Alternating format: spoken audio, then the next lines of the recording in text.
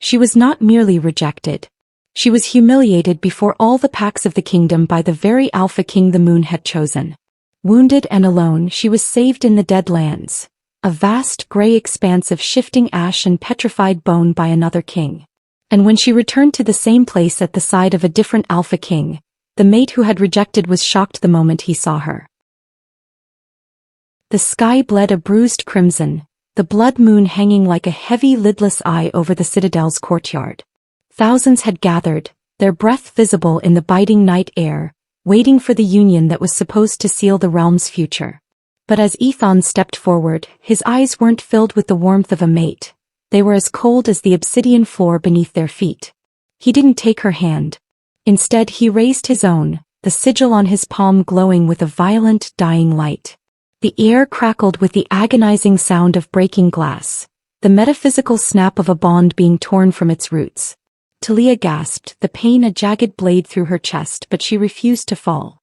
She searched his face for a flicker of regret, finding only a stony, impenetrable resolve. The silence that followed was absolute, heavy with the weight of a shattered prophecy. "It is done," Ethan's voice rang out, amplified by the unnatural stillness of the crowd. He looked at her then, not with hatred but with a pity that cut deeper than any blade. He stepped closer, leaning in so only she could smell the smoke and cedar that still clung to him, the scent of a home she no longer possessed. "I require a conflagration to rule this world," he whispered, his words a death sentence to her heart. "And you? You are nothing but a flickering candle in a world of fire. Easily extinguished. Entirely unnecessary." Before we continue the story, please like, share and subscribe to this channel for more stories like this every day. Thank you. Now let's continue. He turned his back on her, the heavy velvet of his cloak sweeping the ground, leaving her standing alone in the crimson light. The bond lay in invisible tatters at her feet, and as the first tears blurred her vision, the roar of the crowd began, not in celebration but in the cruel, hungry murmur of those watching a goddess fall. She was no longer his equal. She was a relic of a discarded promise, extinguished just as he had intended. Chapter 1. Agony was not a sharp strike, but a hollow, echoing scream that vibrated through her marrow. It felt as though a limb had been crudely amputated, leaving a raw, pulsing void where Ethan's essence had lived for years. Talia's knees finally gave way, hitting the obsidian stone with a dull thud that went unheard beneath the rising jeers of the court. The warmth that had always simmered at the back of her mind, the golden tether of his presence, was gone, replaced by an arctic chill that made her breath rattle in her lungs. Every pulse of her heart sent a fresh wave of nausea through her, a physical rejection of her own existence now that she was the broken half of a whole. She was not granted the mercy of unconsciousness. The iron guard descended like carrion birds, their gauntlets cold and unforgiving as they hauled her to her feet. There was no dignity in their grip, only the rough efficiency of disposal. They dragged her through the winding corridors she had once walked as a future queen, past tapestries that now seemed to mock her with their depictions of eternal unity. Her silk gown, once a symbol of her status, snagged and tore against the rough stone, mirroring the ruin of her life. The grand gates of the citadel groaned open, revealing the jagged horizon where the light of the blood moon failed to reach. Beyond the border lay the Dead Lands, a vast gray expanse of shifting ash and petrified bone. The air there tasted of salt and old grief, a place where the sun never truly rose and the earth itself had forgotten how to breathe. Before we continue the story, please like, share and subscribe to this channel for more stories like this every day. Thank you. Now let's continue. With a final, disdainful heave, the guards flung her across the threshold. Talia skidded into the dust, the fine silt coating her skin and filling her mouth with the taste of copper. The massive iron doors slammed shut with a finality that shook the earth, the boom echoing like a funeral knell through the desolate plains. Silence reclaimed the world, broken only by the whistling wind that carried the scent of rot. Talia lay curled in the dirt, her fingers clawing at the emptiness in her chest. Behind her lay the fire and the betrayal. Before her lay a wasteland that had swallowed kings and gods alike. She was alone, a guttering spark in a graveyard of giants, and the cold was only just beginning to settle in. Chapter 2. The silence of the Deadlands was not an absence of sound, but a heavy, suffocating weight that pressed against Talia's eardrums until they throbbed. Every step she took across the cracked, calcified earth sent a puff of gray ash into the air, a ghost of a world that had long since burned out. The cold here was different than the winter of the citadel. It was a hungry, sentient thing that gnawed through her torn silks and settled deep within the marrow of her bones. But the physical chill was nothing compared to the stuttering rhythm of her own soul. Ethan had called her a flickering candle, and the cruelty of his words now manifested in a terrifying literal display. Within her chest, the remnants of her starlight, once a steady, radiant beacon, began to pulse with a sickly, irregular light. It didn't provide warmth, and it certainly offered no protection. Instead, each spasmodic flare illuminated the desolation around her for a brief, blinding second before plunging her back into a deeper gloom. Then came the sounds. The dry scrape of claws against petrified wood and the low, wet hiss of breath that didn't belong to any living thing. The shadow rogues were the scavengers of this void, creatures of pure malice that fed on the dregs of discarded divinity. To them, Talia's malfunctioning light was not a threat. It was a flare in the dark, a dinner bell rung in a land of starvation. She tried to suppress it, clutching her arms over her chest as if she could smother the glow with her bare hands. She squeezed her eyes shut, praying for the darkness to take her, but the starlight betrayed her again. A violent, white-hot surge erupted from her skin, casting long, distorted shadows of the figures closing in. They moved with a terrifying, fluid grace, their forms shifting like ink in water. They didn't have faces, only jagged maws and eyes that mirrored the void. Before we continue the story, please like, share and subscribe to this channel for more stories like this every day. Thank you. Now let's continue. The first of them lunged, a blade of solidified shadow whistling toward her throat. Talia scrambled backward, her heels catching on a protruding rib of stone. She was no longer a princess of fire. She was a wounded animal, her own power acting as a beacon for her executioners. As the circle of shadows tightened, the flickering in her chest reached a fever pitch, a frantic, dying heartbeat of light that promised to lead her enemies straight to what was left of her heart. Chapter 3. The Shadow Rogue's blade never landed. Instead, the air was split by the singing of cold iron. A heavy, black steel broadsword cleaved through the darkness, dissipating the nearest rogue into a cloud of foul-smelling mist. Then came the sound of armored boots, heavy, rhythmic, and unafraid. Talia looked up through the tangle of her hair, her breath hitching in her throat. A man stood over her, his silhouette framed against the dim, ashen horizon. He didn't wear the ornate silks or the flowing capes of the citadel. He wore plates of hammered iron and thick, frost-dusted furs, looking as if he had been carved from the very mountains he ruled. This was King Kaelin of the Iron Peak, a man whose name was whispered in Ethan's court with a mixture of fear and begrudging respect. The remaining shadows hissed and retreated into the fog, sensing a predator far more dangerous than their intended prey. Kaelin didn't chase them. He sheathed his blade with a sharp metallic click and turned his gaze toward Talia. She braced herself for the look of disgust, the flickering candle insult that still burned like acid in her mind. She expected him to see the ruin Ethan had left behind. But Kaelin's eyes were like flint, sparks of sharp intelligence dancing within the gray. He reached out a hand not to haul her up like a piece of refuse, but as one would offer a hand to an equal who had simply stumbled in the dark. "They told me the Fire King threw away his crown," Kaelin said, his voice a low rumble like grinding stone. "I didn't expect to find a fallen star burning in the ash." Before we continue the story, please like, share and subscribe to this channel for more stories like this every day. Thank you. Now let's continue. He didn't wait for her to speak. He lifted her with a strength that felt like the earth itself, wrapping her in a heavy cloak that smelled of pine and cold metal. He didn't see a broken girl. He saw a celestial rarity that had been discarded by a fool. The journey to the Iron Peak was a blur of biting wind and vertical stone. As they passed through the massive, gear-driven gates of his fortress, Talia looked up at the spires of iron that pierced the clouds. Here the air was thin and sharp, and for the first time since the blood moon, the agonizing void in her chest felt less like a death sentence and more like a space waiting to be filled with something harder, colder, and far more resilient than fire. Chapter 4. The Iron Peak was not built for comfort. It was a monument to endurance, carved from the very bones of the world. Deep within its bowels, far below the howling mountain winds, Kaelin led Talia into a vaulted chamber where the walls were lined with stone tablets and scrolls of vellum that looked older than the gods themselves. The air was thick with the scent of dust and ancient, forgotten wisdom. Talia huddled in Kaylin's heavy furs, her starlight still pulsing in that erratic, broken rhythm that had earned her Ethan's scorn and her own self-loathing. Kaylin stopped before a pedestal of black granite. Upon it lay a manuscript bound in dragon hide, its pages shimmering with a faint, silvery luminescence that seemed to recognize her. He didn't speak as he gestured for her to look.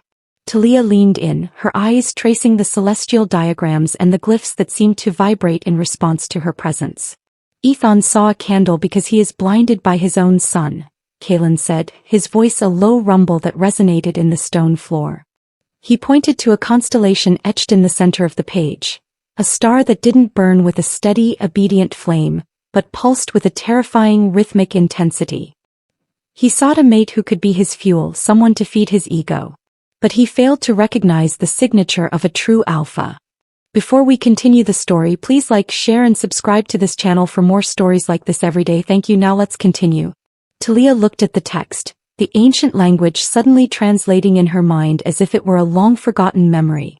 It spoke of the Astrea, the star-blessed.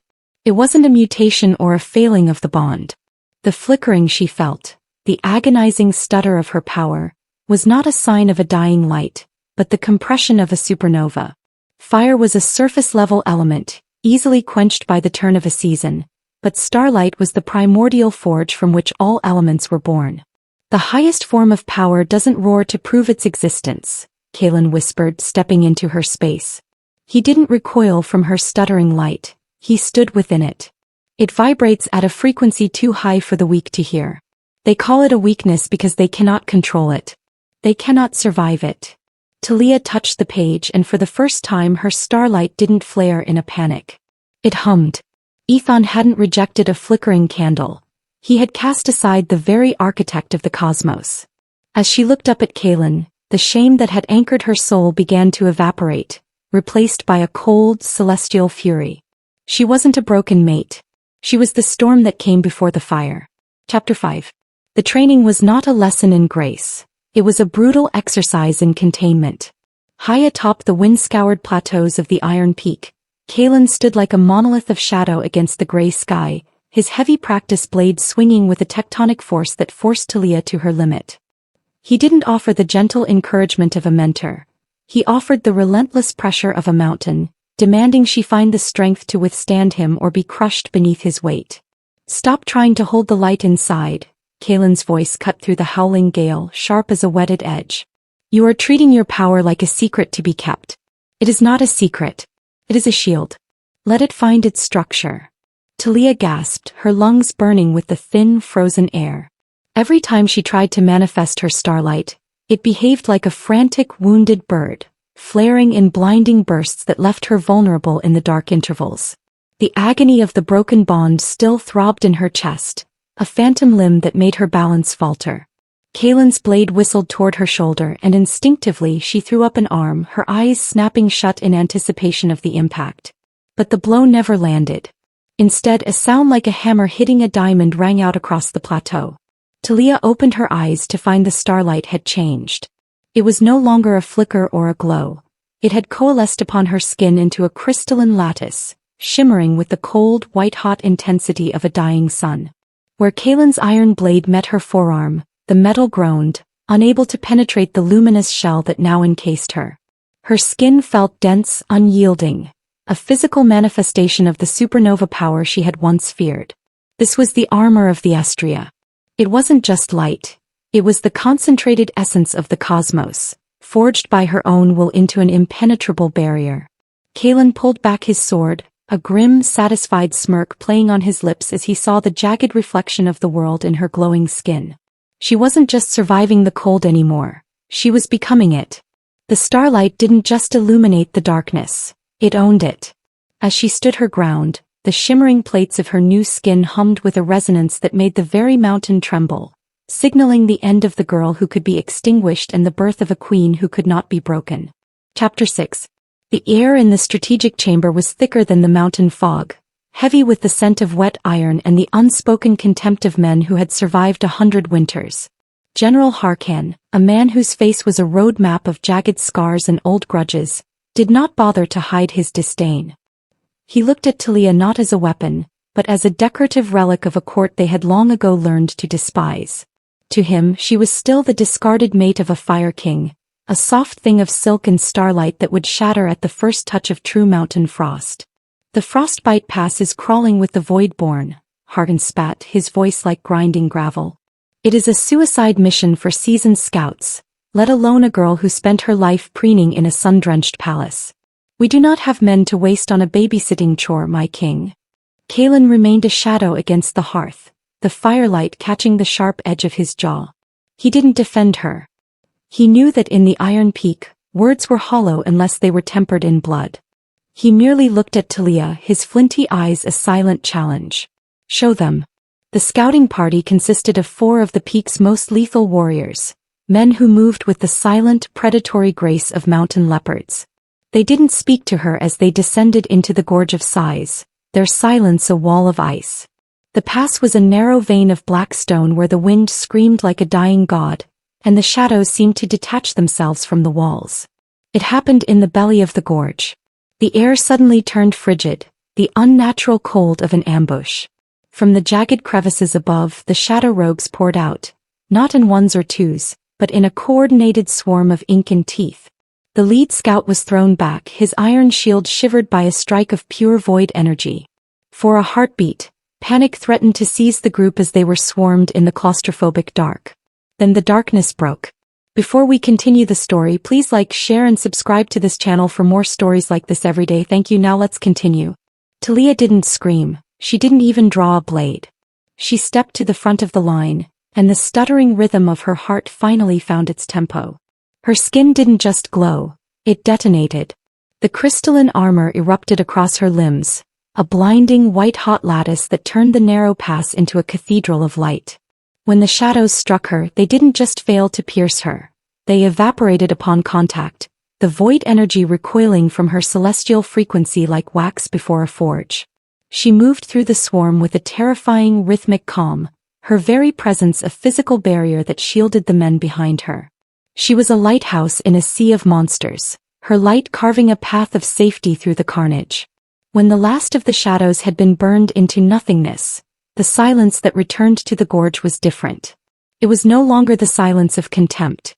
Harkan, bleeding from a shallow cut on his brow, looked at the shimmering woman standing at the edge of the abyss. He saw the way the ash didn't dare settle on her glowing skin. He didn't offer an apology, the Iron Peak didn't trade in them, but he struck his fist against his breastplate in the salute of a soldier to his commander. The girl had died in the Deadlands. The Starblessed had come home. Chapter 7. The Citadel was no longer the bastion of golden fire it had once been. Without the stabilizing presence of a true Luna to anchor the king's volatile power, the elemental fire had turned into a blight. It didn't warm, it consumed. In the streets of the sun-drenched capital, the heat had become a stagnant, suffocating weight. The crops turned to ash in the fields not from growth, but from a spiritual fever that gripped the land. They called it the blood-howl decay, a slow, agonizing rot of the soul that began at the throne and bled out into the furthest reaches of the realm.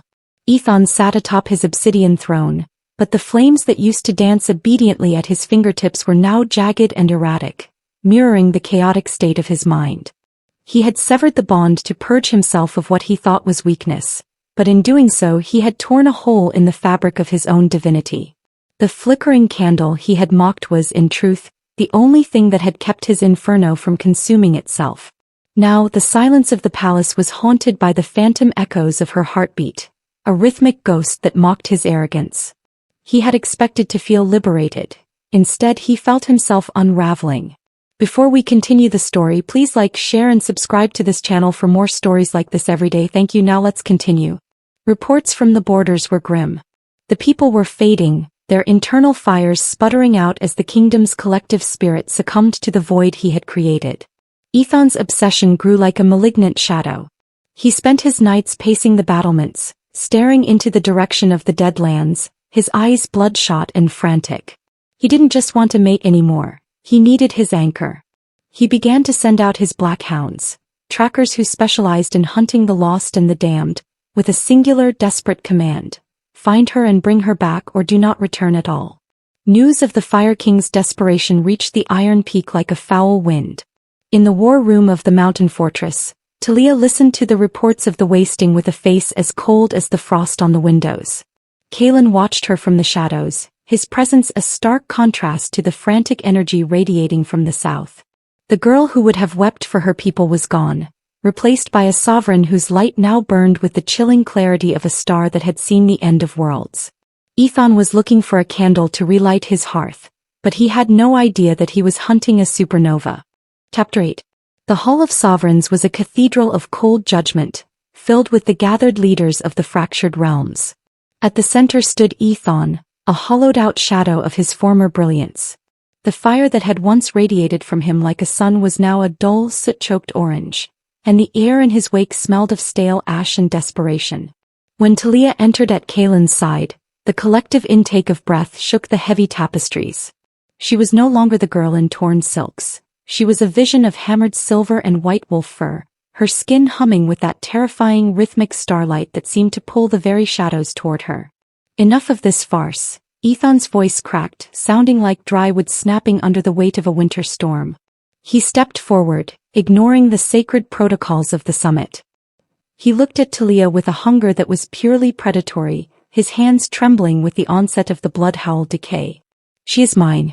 The bond was severed in a moment of clouded judgment, but the land demands its Luna. Kaelin, release her, or I will burn your peak to the bedrock and sow the ash with the blood of your people. Talia didn't flinch. She looked at the man she had once worshipped and saw only a thief trying to reclaim a treasure he had thrown into the gutter. Kaelin stepped forward, not to shield her but to claim the space beside her. His hand settled on the nape of her neck, his thumb tracing the line of her jaw with a possessive, grounding heat. You called her a flickering candle, Thon, Kaelin said, his voice echoing with the crushing weight of the mountains. But a candle is meant to be used until it's spent. A star is meant to be followed. Before the gathered kings, Kaelin leaned down. This was no act of soft romance. It was a ritual of iron and light. He pressed his teeth against the sensitive junction of her shoulder and neck, marking the flesh that Ethan had discarded as worthless. As his mark broke the skin, the starlight within Talia surged to meet the obsidian-hard essence of the Iron King. A shockwave of silver and black light detonated outward, rattling the heavy stone doors and forcing the sovereigns to shield their eyes. Before we continue the story, please like, share and subscribe to this channel for more stories like this every day. Thank you. Now let's continue. When the light cleared, a jagged, luminous brand remained on Talia's skin, a permanent sigil of the Iron Peak fused with the core of a supernova. The old, broken bond to Ethan didn't just fade, it was incinerated. The bond is sealed, Kaelin declared, his eyes fixed on Ethan's crumbling, ashen face. She is no longer yours to demand. She is the peak and she is the star. And you are nothing but smoke in the wind. Chapter 9. The sky over the Fire Kingdom was no longer a vibrant gold, but a suffocating shroud of charcoal and soot. The blood-howl decay had finally breached the walls of the capital, manifesting as a horde of voidborn that Ethan's depleted, flickering legions could no longer hold back. From his balcony, the fallen king watched in paralyzed horror as the very shadows he had once mocked began to feast on his city. His own fire was a pathetic crawl of embers, a dying hearth flame that could barely singe the air. He had spent his strength hunting a ghost, and now his reality was collapsing into ash. The roar that shook the valley did not come from fire but from the mountain. Down from the high passes, the Iron Peak arrived not as invaders, but as an avalanche of salvation. At the vanguard was Talia. She did not ride a gilded chariot or hide behind a phalanx of shields. She was the spear tip. As she crossed the threshold into her former home, her starlight detonated with the force of 1,000 dawns. The crystalline armor sheathed her body in a blinding geometric perfection that turned the darkspawn into puffs of gray dust before they could even scream. She moved through the streets of the citadel like a celestial law of nature. Every step she took purified the ground, the rhythmic pulse of her star-blessed heart acting as a shockwave that shattered the shadow beasts and reignited the guttering spirits of the common folk. They didn't cheer for Ethan.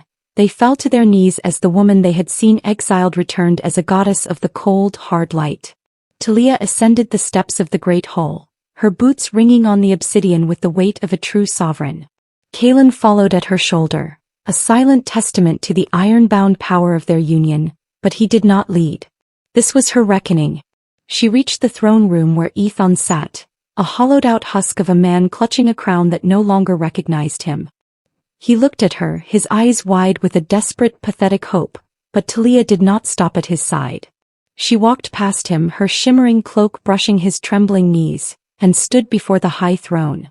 "You said I was a candle in a world of fire," she said, her voice resonant and clear, vibrating with the authority of the stars. "But fire is finite. It needs fuel to survive. I am the light that remains when the fire goes out."